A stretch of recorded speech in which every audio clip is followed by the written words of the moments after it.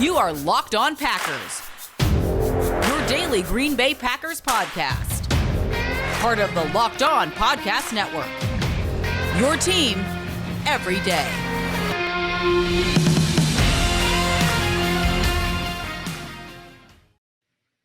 You are Locked On Packers, part of the Locked On Podcast Network, your team every day. I'm Peter Bukowski, and I cover the Packers for The Leap, a newsletter I would love for you to subscribe to. You can follow me on Twitter at Peter_Bukowski. Follow the podcast on Twitter, Locked On Packers. Like us on Facebook. Subscribe to the podcast, iTunes, Spotify, Google Podcasts, wherever you find podcasts, you will find Locked On Packers, the #1 Packers podcast on the internet, and the show for fans who know what happened. They want to know why and how. Thanks for those of you who make Locked On Packers your first listen of the day. Start your day with the Packers, a cup of coffee, maybe some tea, if that's what you're into, and let's get into it. Baillie Burmaster on the show today, Expert Tuesday. Before we get to that, the Green Bay Packers cannot repeat their defensive approach to the Cleveland Browns from the one that they took against the Baltimore Ravens. I say that with the caveat. I think Green Bay, when Tyler Huntley, it seemed clear he was going to be the guy probably midweek, that Lamar Jackson was just not going to be ready. I think there was let's just roll the ball out there and beat this team and get on with it. They did not really do a lot to change their approach. That's its own issue. And from a week-to-week standpoint, you better hope someone like Matt LaFleur gets his hand on the wheel to say, hey, Joe, some things need to change in terms of approach. The Browns could be playing a backup quarterback, or they could be playing Baker Mayfield. Honestly, it doesn't matter. Is Tyler Huntley materially worse, or not even materially, any worse than Baker Mayfield, Case Keenum, Nick Mullins? Probably not. Probably not, honestly. He might be better than all of those guys. The Browns, they want to run the ball. They want to play action into some shot plays. They do not have receivers that scare you at all, even if Jarvis Landry comes back from COVID. So are the Packers going to handle this team the same way they handled Baltimore, which was be afraid of the big play?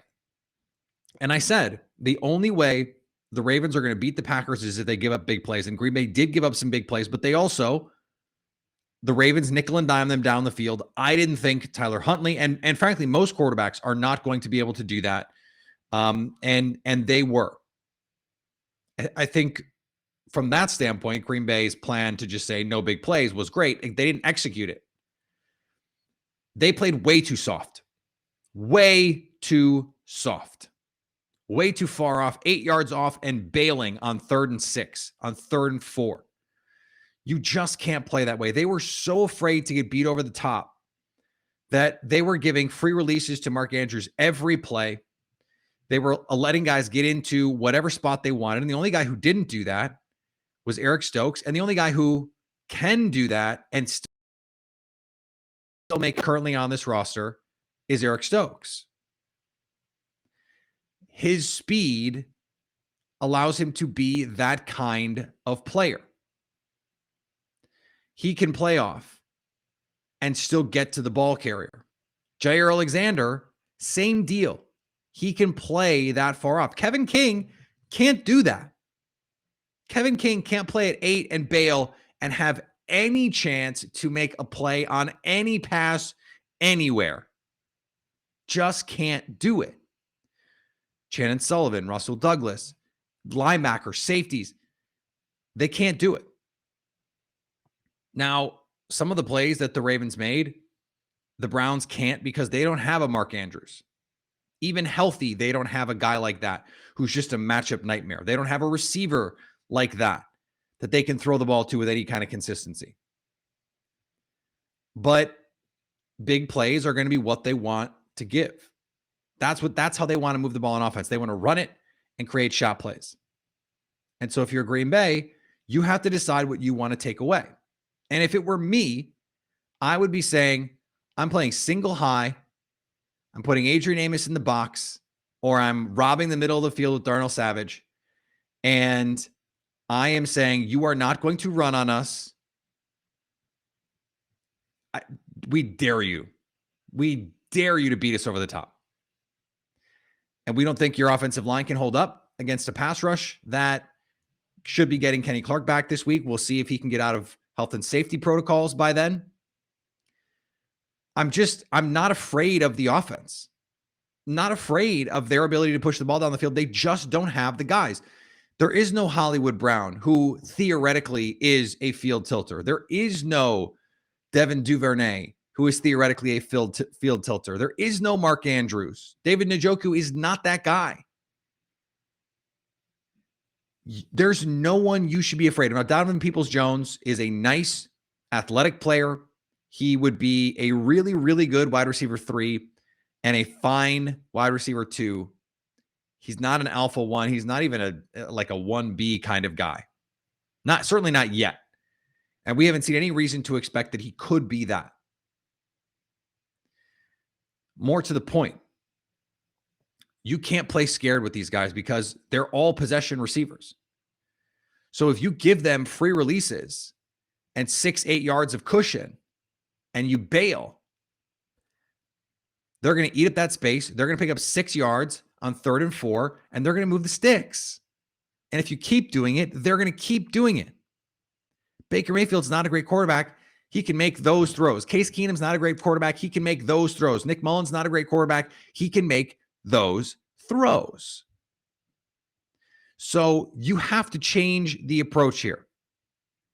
I can't explain why Green Bay was so afraid of Baltimore, why they were so afraid of that passing attack. They were so afraid of that passing attack that they got torched by it. That's the irony. And the Mark Andrews stuff, you're just going to get beat. They had some decent looks on him. You have Darnell Savage. He's your most athletic safety. He's theoretically your best cover safety. You don't expect him to get worked the way that he did by Mark Andrews. Darnell Savage was mostly bad on the day, makes the hero play late. You want to get a better performance from him as well. He has quietly underperformed relative to expectation so far this season, especially after finishing the year last year as a playmaker, as a playing at a Pro Bowl caliber level. He has not carried that over into this season. The Packers have the bodies to stop this offense. It's not that hard an offense to stop right now. A lot of the concepts are things that the Packers are already running, things that they see in practice every day. Kevin Stefanski comes from that Shanahan outside zone tree. Now, they do some different interesting things with the run game. They love to play in 13 personnel with 3 tight ends on the field, 12 personnel, 2 tight ends. And then all those guys got COVID or got hurt, and it made it more difficult. But they still don't have the bodies. They don't have the dudes. This offense doesn't have the dudes. They don't even have the Mark Andrews. Now, you could say he's in the backfield. It's Nick Chubb. And if you're the Browns, you want to pound the rock. But the Ravens didn't put a scare in the Packers because they could run the ball, a team that all they want to do theoretically is run the ball. They couldn't. Not effectively anyway. Tyler Huntley scrambling was their best run game. The Browns don't have anyone that can do that. Green Bay can't be afraid to be aggressive. They can't be so afraid to give up big plays that they give up all the underneath plays, that they give up all the little plays. That's how they played against Baltimore. Was that an overreaction to the idea that they were just, the offense was going to do whatever it wanted, which, by the way, the offense did mostly whatever it wanted. And it was just let's just not get beat by this team. But that's not how championship level teams think. It is, let's go in and beat the stuffing out of this team and get out of here. That was not the mindset. That was not the perspective that they had. Now, getting Jair Alexander back, if they can get him back, automatically changes that calculation, because if you have Jair on the outside and Eric Stokes on the outside, now you have 2 guys who can play off. It doesn't matter. It's almost scheme proof. even calls that you might otherwise have a problem with because of their athletic ability, because of their instincts, because of their discipline, because of their technique, they can make it work. And maybe in nickel situations, you slide Jair Alexander inside and you have Russell Douglas on the outside. We know he can play off rather than Shannon Sullivan. Now, the Browns, they don't really want to do that. They don't really want to play in 11 personnel. So you're probably fine this week. Gets a little bit different against Minnesota. Could get a little bit different in the playoffs. It was as passive as this team had played really all season. Probably going back to week 1. Getting Jair back fundamentally alters what you can do because you can lock him on the backside of 3x1s and let him play man coverage. You can put him in the slot. You can let him play man. Everyone else is playing zone. Like there's just so many different things that you can do with Jair Alexander from an attitude standpoint, from an approach standpoint, from a game plan standpoint that would change these calculations. And I think those things, in addition to the quality of play, but they've gotten good play from Eric Stokes, his highest graded Pro Football Focus number of the season last week. Russell Douglas, I believe over the last month is one of, if not the highest graded corner in the league. They've gotten good play from their corners in the absence of Jair Alexander. It's more about flexibility. It's more about peak upside, what this defense can be with Jair. And it's about, your ability to mitigate some of the weaknesses. You become a more complete defense just because of the guy you get to take off the field in favor of Jair Alexander. And so for the Packers, getting him back probably solves this problem. Today's episode is brought to you by our friends at Boost Mobile. You listen to podcasts for the power of knowledge. You switch to Boost Mobile for the power of saving money. Because with Boost, you get the power of a free 5G phone so you can listen to all the latest episodes of Locked On Packers. The power of 3 unlimited data lines for $30 a month per line so your family can harness all that brain power too. All the power of one of America's largest 5G networks so you can do it all with the speed of 5G. With the money you'll save and all the knowledge you'll gain, just how powerful will you become? Switch to Boost and find out. Get a free Samsung Galaxy A32 5G when you switch to one of America's largest 5G networks. More power to save.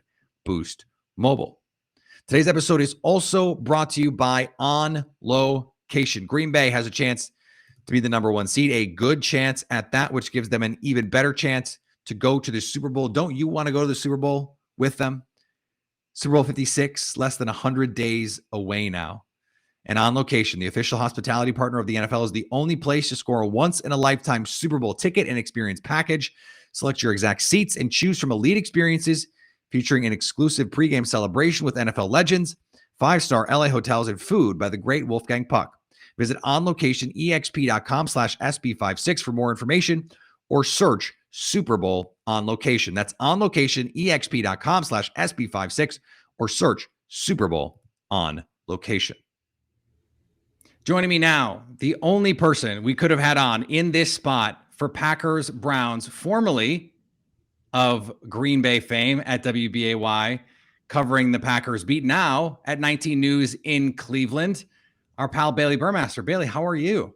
Peter, I am great. Yeah, a Green Bay fame, that might be very, very generous, but I appreciate it. I was wondering, I was getting really excited for the Christmas Day game at Lambeau, Browns-Packers, because I just felt like my worlds were colliding. A little tragic given the 2 ways these teams have trended. Right. Nonetheless, I will be at the game and I'm super excited. And you're in the Christmas spirit. For those of you not watching on YouTube, Baillie has the Christmas tree in the background. Maybe not a future as a weather girl, but that's okay. Yeah. So let's start with what we watched on Monday night, which was supposed to be Saturday night. The Browns were supposed to get a full week to come to Green Bay and play the Packers. Instead, they will get far less because of everything that's going on with this COVID situation. You have been on the ground covering it. How did we get to the point? For those people that were not following exactly what was going on with the Browns, how did we get to the point where this game had to be pushed back? This was just a mess all week. And I can tell you as a TV person, the buildup, you just knew it was coming. Because Monday, you have 3 people test positive, and or the week before, excuse me, 3 people test positive. You're going, oh gosh, what is the case? Like, it's just the 3, it's isolated, whatever. Come Monday, COVID testing, 1 at a time. You're going, okay, then a couple, all of a sudden it's 8. And you're going, if 8 players have tested positive, this is only going to get worse. Right. Sure enough, the next day, Kevin Stefanski, Baker Mayfield, John Johnson, a bunch of starters. I had a notebook and I had to keep like scribbling out the numbers because it was another positive. And listen, I think anyone that's watched the NFL since COVID has kind of taken place and all the protocols, they don't want to postpone games. They don't want to move anything. They don't want to, there's a lot of money in these games. They don't want to deal with it. They don't want to do it. And it was always, we kept checking with NFL officials. No. Well, I remember looking at my coworker by Wednesday night. If this keeps trending how it's going to trend, they're going to have to move this game. Then of course, Baker Mayfield gets involved. I believe it was Thursday, Friday night, tweeting out, there was inconsistency with the testing, which there was, and it was really sketchy. It was like, no, if you tested negative, you're good to go to practice. You guys don't have to test that morning. So they go to practice, and then they get done with practice, and all of a sudden it's like, hey, you're getting tested again. And everyone's going, well, what the heck? We've all been exposed. Like you told us to go practice, so we did because we needed to. And now we've all been around each other. And then there's more positives. It has been grueling. And people who haven't been paying attention to the Browns, I think you could look back at every week and say, okay, well, this week, week 1, it was, are they going to have OBJ? There was a whole saga. Is he going to return? And then all of a sudden, like week 4, week 5, it's OBJ's unhappy and he's leaving. And is he going to stay? It's a problem. His dad's calling out Baker Mayfield. And then the following week, Kareem Hunt's dad's getting involved on the offense. Literally, there's a storyline every single week. You can't even really focus on the matchups. It was a Bravo show, dads of Cleveland football players. Everyone just needed to be quiet. Everyone was commenting, and it was like, how do you not know better at this point? And then you get to, it was so funny. Literally, everyone was looking at this game like, hey, we might be able to focus on some real storylines this time. Nope. COVID did its damage, and not only to the Browns, but the entire NFL at this point. They came in today with 22 players on the COVID list, 10 of them starters. Obviously, fall to the Raiders, and it was a heartbreaking one for them, given the fact, late last-second field goal, and they really put up a valiant effort, especially with Nick Mullins, who the kid had 1 day to prepare. Yeah, he was told on, I believe he said Sunday he was starting. And so they didn't have a full practice where he thought he was going to be a starter. It has been a hot mess, and it's going to be interesting to see how it progresses because they still have 22 players on the list and a shorter week now dealing with the Packers. We don't need to go into player by player who's going to be available because right now there are 2 separate sets of protocols, right, for vaccinated and unvaccinated players. Mm-hmm. And they've changed those for vaccinated players, the timeline where you can do, test and be back and all that stuff. Are there players who we know for whatever reason are just not going to be in this game on Saturday? Is there anyone who cannot be that we know about? We do not know as far as those that are dealing with COVID. There is one unvaccinated player on the Browns team. That's all we know. I don't believe that person has tested positive. So that would be a non-factor. Most of the people who have tested positive with the Browns for COVID are asymptomatic. Some, I believe the only person to return who was asymptomatic, who tested positive earlier during last week, was John Johnson. So he returned. I can tell you probably someone who will not be in the game is defensive end Takk McKinley, who went down against the Raiders with what looked like a left ankle. Ian Rappaport, I believe, tweeted out that the Browns fear it's a torn Achilles, so he could be done for the season, which is a pretty big loss defensively. Other than that, it's a total toss-up. Other than that, the season has been totally uneventful in Cleveland, and they haven't had any issues whatsoever. this question about the quarterback, you mentioned Nick Mullins, who was QB3 on this roster. I half joked on Twitter that I didn't think there was that big a difference between Nick Mullins and Baker Mayfield, at least the injured version of Baker Mayfield, right? We know what Baker at his best can be when he's got his weapons, when he's got a healthy group in front of him, but he doesn't have that. We don't know what Baker's health would be, even if he were able to come out of these health and safety protocols. So as you look at that position right now, coming into a game where they have to play Aaron Rodgers, I mean, we don't even know who's going to be on the field. Like what is going on with the quarterbacks here? What are we supposed to expect? It's going to be so hard for me to answer this without going down a tunnel of just straight, let's talk about the offense as a whole. Right. Because I feel like that eventually is where it leads. Obviously, quarterback Baker Mayfield is not playing at the level that the Browns are used to. He's also had 50 bajillion injuries he's been trying to play through, whether it's the torn labrum or a knee injury or a foot injury. It's been dealing with something since week 2. And it showed, there's some inconsistencies, some turnovers, but what people fail to see is I think it's the perfect storm offensively. I think Baker isn't playing to the level he needs to, and I think he would say that. The run game has been spotty. When it gets going, Hunt and Chubb are unstoppable. But they've really struggled to get this thing going since I think it was week 12 against the Ravens before the bye week. And, even today with Mullins in there, not today, but on Monday, to get it going late, they finally were able to get Chubb going and whatnot, and it worked out. But it's the run game has just been spotty. Then you look at the receivers. And that's a whole debate. People will say that the receivers aren't getting open or they don't have the speed to get open.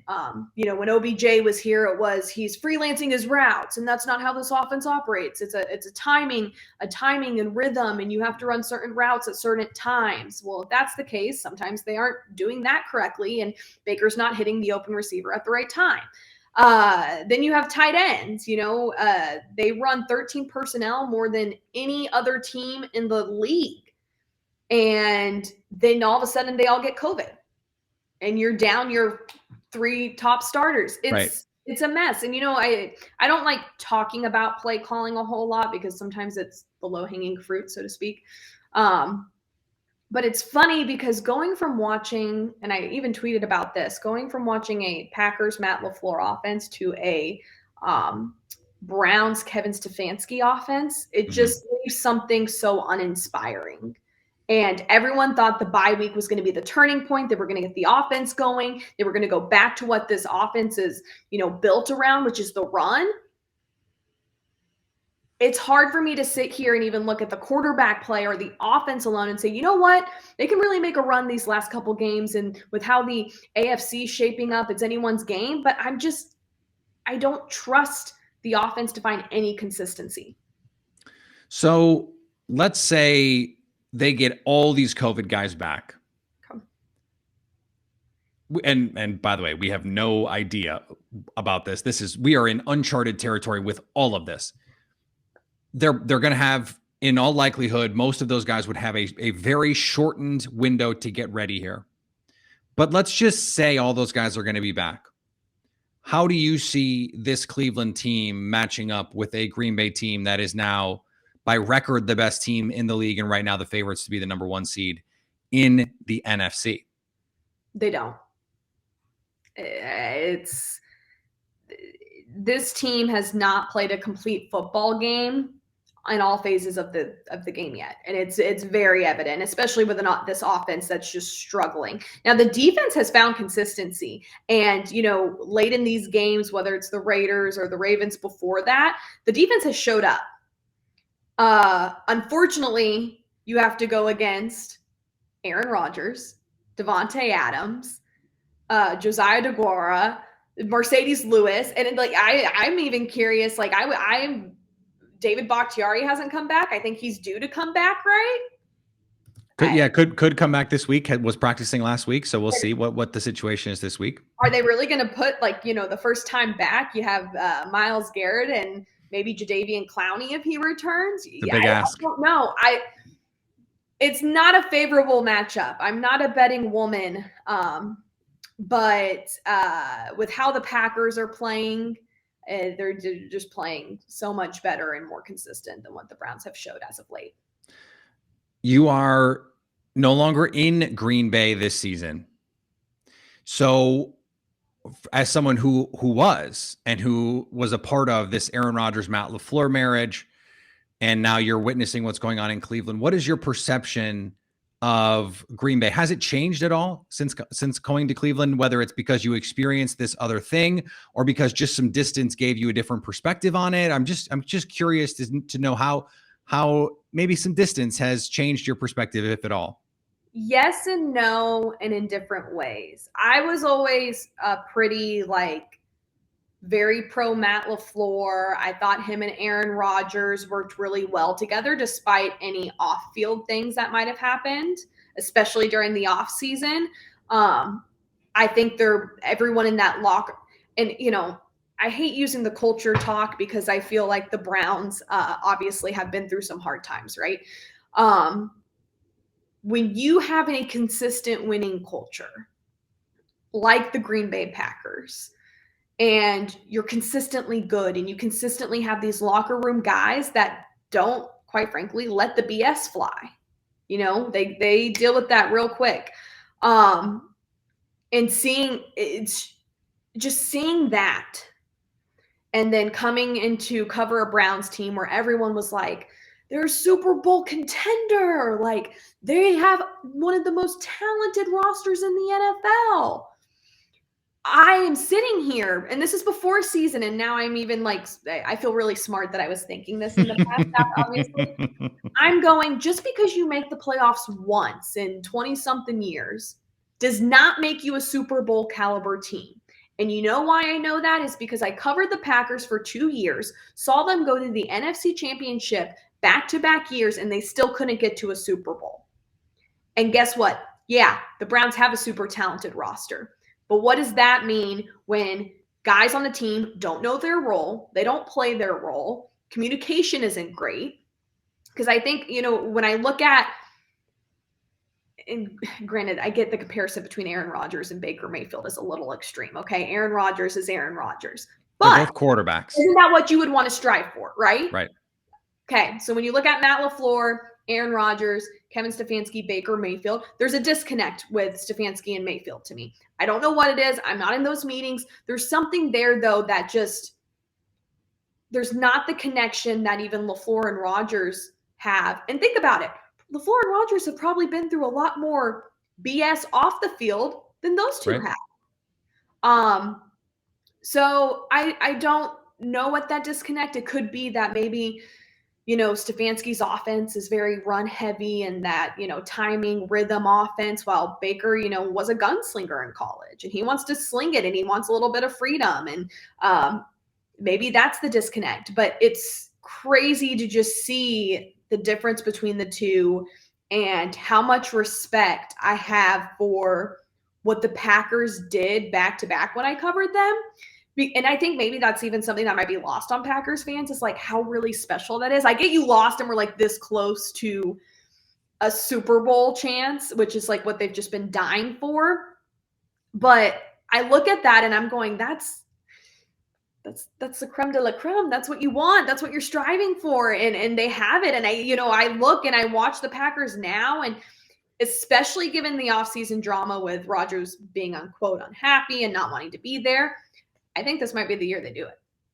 And I would just like to say what I miss the most about covering the Packers are a few things. One, Aaron Jones, still the nicest player I've ever interacted with. Yep. 2, Walter Payton Man of the Year award nominee. 2 is Davante Adams. And I say this as someone who has hyped up Davante Adams since I've watched him in Green Bay. Somehow he's still underrated. Somehow I took him for granted when I covered him. And I still was totally buying into everything. He is so special as a player. And it's something else I see when I think about the Browns offense is I look at the receivers, and I'm not saying any of them are bad, but they're just average. and they don't have the one that like your go-to guy who's going to be open no matter under any circumstance. That person for the Browns right now might be David Njoku. Just think about that for a second. So I sit there and I'm just like, gosh, you wonder what a Davante Adams would do in Cleveland. That would never happen ever. But it's to get a guy like that. I mean, I miss covering Davante. I mean, he's sick. He's one of my favorite players in the NFL. Yeah, Packer fans don't wonder what that is like, Bailey. I tell you that right now. They're gonna be like, don't put that out there. And in the immortal words of Davante Adams, we are all dealing with not just COVID, but it's flu season. It's the winter time. Wash your hands, wash your butt. My favorite Davante quote was, gosh, when was it? Was it going into the first COVID season? And he was like, yeah, like, we're not going to be hitting these clubs in Green Bay. And I was like, clubs in Green Bay? What? I did not know this. Someone let me in the know. He meant curling clubs and fishing clubs. That's what he meant. And he would probably be a really good curler just because it's all feel and hand-eye coordination. So, Bailey, this was so great. Thank you so much. Enjoy Lambeau Field on Christmas. Merry Christmas to you. Thank you so much for coming on the show. Merry Christmas, and thank you. I'm hoping it's going to be a snow globe game. Would love that. Everyone wants a white Christmas. Come on. Give us one. Come on. All right. I want to thank Bailey for coming on the show. Great to talk to her. She is one of my absolute favorites. Great to see her thriving in Cleveland. I was going to say maybe we'll get a rematch in the Super Bowl, but that's not going to happen. We're not going to do that. BetOnline has you covered all season with props, odds, and lines. More than ever before, as football season continues the march to the playoffs, BetOnline remains your number one spot for all the sports action this season. Head to the new updated desktop or mobile website to sign up today and get a 50% welcome bonus on your first deposit. Just use the promo code LOCKEDON to receive that bonus from basketball, football, NHL, boxing, and UFC, right down to your favorite Las Vegas casino games. Don't wait to take advantage of all the amazing offers available for the 2021 season. BetOnline is the fastest and easiest way to bet on all your favorite sports. BetOnline, where the game starts. And thanks to everyone who makes Locked On Packers their first listen of the day. Bacon, eggs, Locked On Packers. If you're vegetarian, just the eggs. If you're vegan, I don't know. What do vegans eat for breakfast? Oatmeal? I don't know. More power to you if that's what you want to do. Great. It's not me. It's not me. We're going to be back tomorrow. Lily Zhao, how you doing? It's the whole like former Green Bay TV news person week on Locked On Packers, I guess. Lily will be with us to talk Packers Browns and any lingering thoughts from Packers Ravens that we may have. We have our crossover Thursday show, and then of course our happy hour live on Christmas Eve.